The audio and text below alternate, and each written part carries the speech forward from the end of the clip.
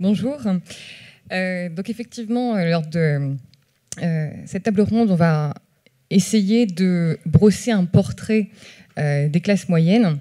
Comme on l'a exposé tout à l'heure, la définition n'est pas évidente. Et donc dans cette enquête, on a tenté de caractériser les classes moyennes en fonction d'un certain nombre de dimensions qui sont de l'ordre de la consommation, des modes de vie, des aspirations, etc. Et on a essayé de les caractériser dans l'absolu, mais également par rapport aux autres classes socio-économiques. Donc lors de cette première table ronde, qui s'intitule « Comment vivent les classes moyennes ?», on va pouvoir voir le positionnement des classes moyennes au titre des grandes préoccupations qui sont effectivement le logement, la voiture, le revenu, l'épargne, l'endettement, les vacances, et puis également, il y aura une question sur les dépenses de santé. Alors, un rapide point sur la méthodologie employée dans cette étude. Donc, il s'agissait, comme le disait tout à l'heure M. Régnier, d'un échantillon de 2000 personnes qui permettait de bénéficier d'un effectif conséquent pour la cible des classes moyennes. C'était un échantillon de la population française âgée de 18 ans et plus, et c'est une étude qui s'est déroulée fin septembre dernier. Alors, comment avons-nous fait pour définir les classes moyennes? Donc, deux logiques ont été employées à cette fin. Tout d'abord, un auto-positionnement, je reviens rapidement sur les propos de M. Régnier, lors duquel on a demandé aux individus de se positionner eux-mêmes sur une échelle en 5 catégories socio-économiques qui allaient de défavorisés à favorisés ou aisés. On s'est alors aperçu que plus de la moitié de l'échantillon, 52%, se situait dans les classes moyennes. Donc afin d'affiner la lecture des résultats, on a cherché à préciser le terme de classe moyenne et on a utilisé pour cela deux autres indicateurs qui sont le revenu et la taille du foyer. Indicateurs qui nous ont permis de scinder la catégorie des classes moyennes en deux sous-catégories, qui sont les classes moyennes inférieures et les classes moyennes véritables. Donc nous avons une répartition quasi homogène de l'ordre de 24% pour les classes moyennes inférieures et 28% pour les classes moyennes véritables. Et on verra dans la suite des résultats que cette distinction au sein même des classes moyennes est particulièrement pertinente en termes d'analyse. Première question dans cette table ronde, le logement. Dans quel type d'habitat vivent les classes moyennes? Auprès de l'ensemble des Français, 6 personnes sur 10 vivent dans une maison individuelle, 3 sur 10 vivent dans un immeuble privé et environ 1 personne sur 10 vit en HLM. Lorsqu'on observe ces résultats selon la classe socio-économique, on s'aperçoit que les classes moyennes, quelles qu'elles soient, de inférieures à supérieures, sont nettement plus représentées dans l'habitat en maison individuelle. En revanche, les classes défavorisées sont-elles un peu plus, illustrent un peu plus la vie en immeuble privé ou en HLM. Et pour les classes favorisées, on les retrouve beaucoup plus en immeuble privé, notamment parce qu'elles vivent davantage en ville, en particulier à Paris. Deuxième question, la voiture, plus particulièrement les déplacements quotidiens en voiture. Ça, c'est un résultat qui concerne 7 personnes sur 10 auprès de l'ensemble des Français. 19% utilisent les transports en commun pour les trajets quotidiens et un autre déplacement, 12%. De même que pour l'habitat, on observe que les classes moyennes, les 3 classes moyennes, sont davantage représentatives de l'utilisation de la voiture. En revanche, les classes défavorisées sont, elles, un peu plus utilisatrices des transports en commun parce qu'elles sont moins équipées de véhicules.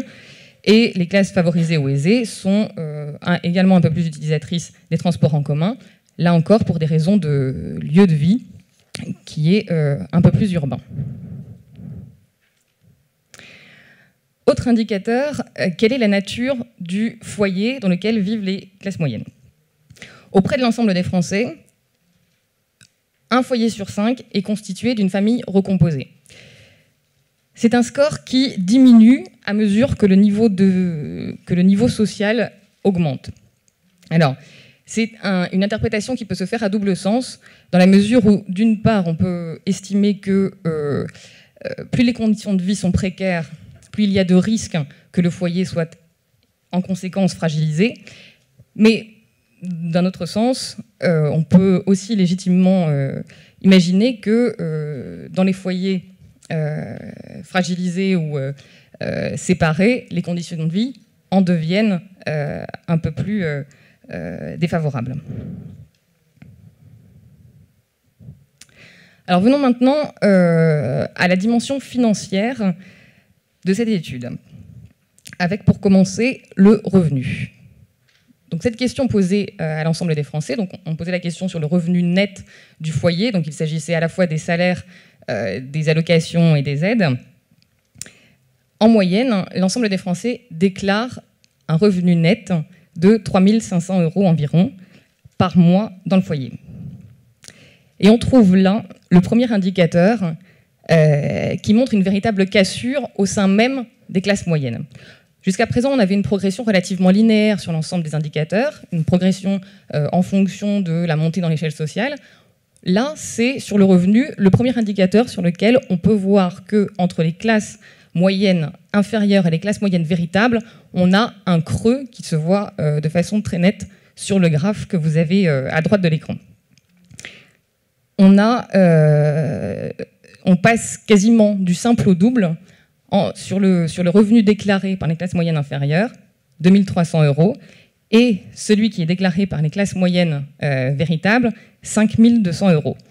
Et on voit bien, on revient là à un constat que présentait M. Régnier tout à l'heure, que sur cet indicateur, les classes moyennes inférieures sont bien plus proches des classes modestes, alors que les classes moyennes véritables sont, elles, bien plus proches des classes moyennes supérieures.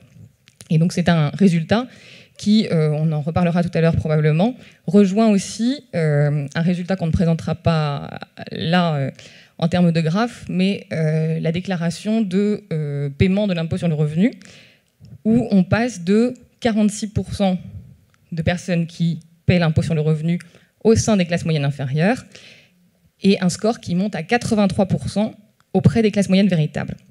Donc c'est deux indicateurs qui progressent de la même façon et qui témoignent d'un décrochage au sein des classes moyennes. Alors, autre indicateur financier, l'épargne. Un peu plus de la moitié des Français, 54%, déclarent épargner, parvenir à épargner à la fin du mois. Alors, ces résultats observés en fonction des classes socio-économiques permettent deux constats. D'une part, le premier constat, c'est qu'il semble qu'on entre dans les classes moyennes dès lors que au moins la moitié de la catégorie parvient à épargner à la fin du mois. Donc ça, c'est le premier enseignement.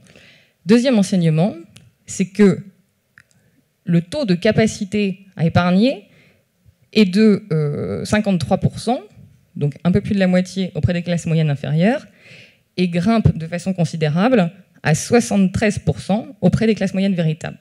Donc là encore, sur cet indicateur, on voit une cassure entre les classes moyennes inférieures et les classes moyennes véritables sur la capacité à épargner. Alors, lorsqu'on parvient à épargner, de quelle somme s'agit-il? Auprès de l'ensemble des Français, le montant moyen de l'épargne mensuelle est de 370 €. Selon les classes socio-économiques, donc là, M. Régnier en a parlé tout à l'heure, la capacité est bien différente. Alors, on est à chaque fois sur la base des personnes qui parviennent à épargner à la fin du mois. Donc si ce montant n'est que de 38 € auprès des défavorisés, il arrive à 161 € auprès des catégories modestes, 222 € auprès des catégories moyennes inférieures et 377 € auprès des catégories moyennes véritables. Donc, si on se concentre sur les catégories moyennes inférieures, qui sont la moitié à pouvoir épargner, elles parviennent à épargner 222 €. Le montant auprès des classes moyennes véritables est de 377 €, donc 150 € de plus, mais aussi sur une base de personnes qui est plus nombreuse à avoir la capacité d'épargner. Une fois qu'on passe sur les classes moyennes supérieures, là, le montant de la capacité d'épargne est nettement élevé. On passe à 671 € pour les classes moyennes supérieures, donc 300 € de plus par rapport aux classes moyennes véritables, et 865 € auprès des classes favorisées ou aisées.